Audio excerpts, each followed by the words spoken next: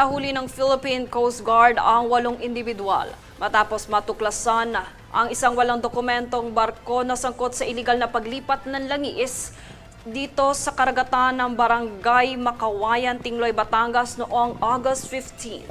Nauwi sa pagsiyasat ang insidente matapos tugunan ng mga tauhan ng PCG ang ulat tungkol sa isang barko na naanod malapit sa baybayin dahil sa sira na makina. Sa kasalukuyang inspeksyon, nakadiskubre ang mga otoridad na aabot sa 5,000 liter ng diesel kung saan ang 4,000 liter ay binubuhay bilang kargo at ang 1,000 liter ay para sa konsumo ng sasakyang pandagat.